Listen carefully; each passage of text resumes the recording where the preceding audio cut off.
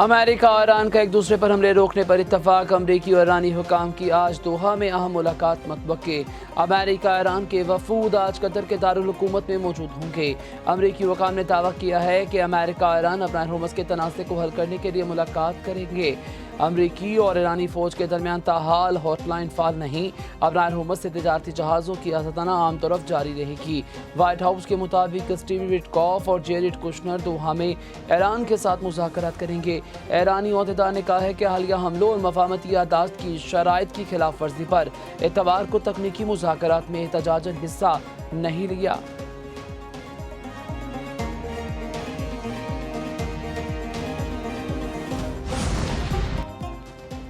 امریکی اور ایرانی حکام کی آج قطر کے دارالحکومت دوحہ میں ملاقات ہوگی۔ صدر ڈونلڈ ٹرمپ کا بھی دعویٰ، کہا ایران نے ملاقات کی درخواست کی، یہ واضح ہے ایران کے پاس جوہری ہتھیار نہیں ہوں گے۔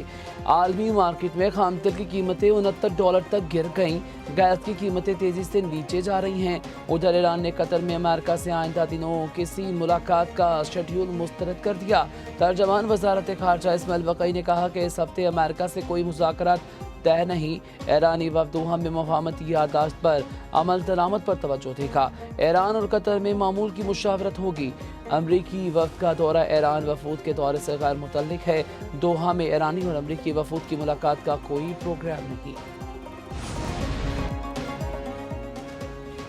ایران کو قطر میں منجمد $6 ارب واپس ملیں گے۔ صدر مسعود پزشکیان پر امید، کہا ملک میں اتحاد قائم رہنا ناگزیر ہے۔ بعض اندرونی اور بیرونی عناصر ایران کے اتحاد کو نقصان پہنچانے کی کوشش کر رہے ہیں، بعض ہلکے معاہدے کو متاثر کرنے کی کوشش کر رہے ہیں۔ مذاکرات میں پیش رفت سے مسائل حل کرنے میں مدد مل سکتی ہے۔ دوسری جانب سپریم لیڈر کے مشیر علی اکبر ولیتی کی بحرین کو وارننگ، کہا اگر اشتعال انگیزی جاری رہی تو تہران زیادہ سخت رد عمل دینے پر مجبور ہوگا۔ بحرینی حکام اپنی حدود میں رہیں، ایسے اقدامات سے گریز کریں جو ان کے لیے نقصان دہ ثابت ہوئے۔ بحرین میں امریکی بحری اڈے ایران کے خلاف کارروائیوں کے لیے استعمال ہوتے ہیں۔ ایران اور عمان کے درمیان ہرمز کمیٹی کا پہلا اجلاس۔ ابراہیم ہرمز کے مستقبل پر مشاورت اجلاس مسقط میں ہوا۔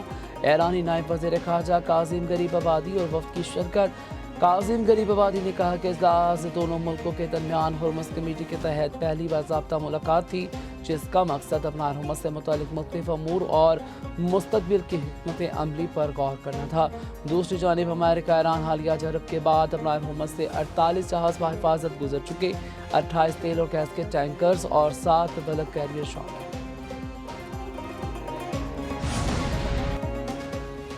عراق میں ایران سے منسلک گروہوں کو ہتھیار ڈالنے کا الٹیمیٹم۔ برطانوی میڈیا کے مطابق عراقی حکومت نے ایران سے منسلک گروہوں کو ستمبر کے آخر تک ہتھیار ڈالنے کا وقت دے دیا۔ حکومتی ترجمان نے پریس کانفرنس میں ڈیڈ لائن کا اعلان کیا۔ عراق کے نئے وزیر اعظم کے دورے سے قبل امریکہ نے دباؤ ڈالا، بغداد پر ایران سے منسلک گروہوں کو غیر مسلح کرنے پر زور دیا۔ وزیر اعظم علی زیدی ڈونلڈ ٹرمپ کی دعوت پر تقریباً 2 ہفتے میں امریکہ کا دورہ کریں گے۔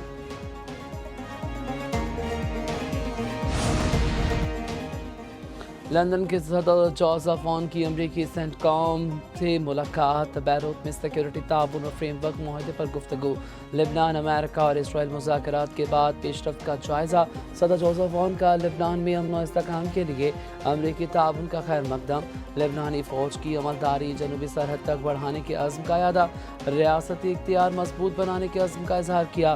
ادھر قطری وزیر اعظم محمد بن عبد الرحمان نے کہا کہ لبنان میں جنگ بندی کے باوجود 100 افراد کی شہادت ناقابل قبول ہے۔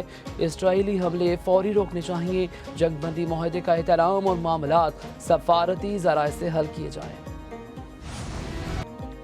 افغانستان سے دہشت گردی، پاکستان کا سفارتی محاذ پر سخت ایکشن۔ کراچی میں دہشت گردی پر افغان ناظم الامور کی وزارت خارجہ طلبی۔ رینجرز کیمپ پر دہشت گرد حملے پر شدید احتجاج ریکارڈ۔ ترجمان دفتر خارجہ کے مطابق کابل میں پاکستانی سفیر عبید الرحمان نظمانی نے بھی افغان وزارت خارجہ تک سخت ڈیمورش پہنچایا۔ کراچی حملے میں افغان شہری ملوث تھے۔ حملہ آور ایک دہشت گرد کو زندہ گرفتار کیا گیا۔ واقعہ ثابت کرتا ہے کہ افغان سرزمین پاکستان میں دہشت گرد حملوں کے لیے استعمال ہو رہی ہے۔ جو ہمارا پانی روکے گا اس کا ہاتھ کاٹ دیں گے، ہماری افواج نے یہ کر کے بھی دکھایا ہے۔ بھارت کی آبی جارحیت پر پاکستان کی سخت وارننگ، وزیر موسمیاتی تبدیلی مصدق ملک بولے۔ بھارتی وزیر اعظم نے پاکستان کا پانی روکنے کی دھمکی دی۔ پاکستان کے 50% لوگ راستے وابستہ ہیں، ہم تو اپنا حق لے لیں گے لیکن باقی ملک کیا کریں گے؟ دریا نیل کا پانی بغیر معاہدے کے بہہ سکتا ہے تو یہاں بھی بہہ سکتا ہے۔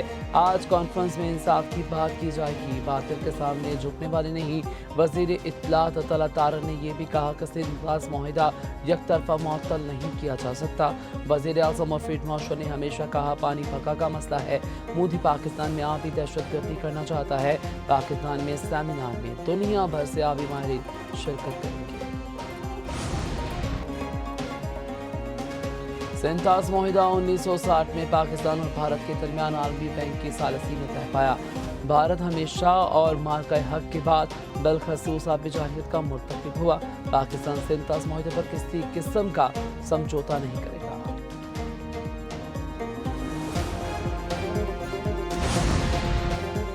پنجاب میں عادی مجرموں کے متعلق بل پر مختلف حلقوں کے تحفظات۔ وزیر اعلیٰ پنجاب مریم نواز نے متنازع بل کو روکنے کے احکامات جاری کر دیے۔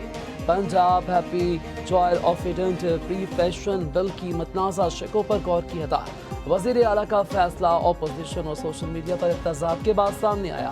اسپیکر کے تحفظات کے بعد بل دوبارہ غور کے لیے قائمہ کمیٹی کے سپرد کیا گیا۔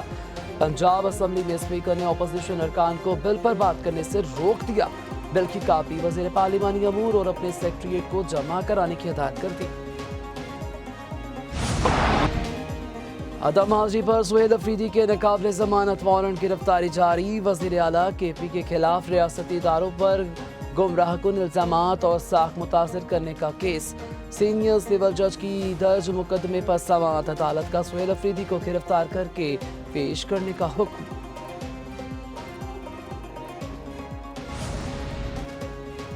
پی ٹی آئی کو آزاد کشمیر میں بھی بڑا دھچکا۔ سپریم کورٹ آزاد کشمیر نے پی ٹی آئی کی عبوری رجسٹریشن سے متعلق ہائی کورٹ کا فیصلہ معطل کر دیا۔ الیکشن کمیشن کی اپیل پر چیف جسٹس راجہ سعید اکرم خان نے فل بینچ تشکیل دے دیا۔ پی ٹی آئی کی عبوری رجسٹریشن کیس کی مزید سماعت 2 جولائی کو ہوگی۔ الیکشن کمیشن نے موقف اپنایا، ہائی کورٹ نے درخواست سے بڑھ کر ریلیف دیا۔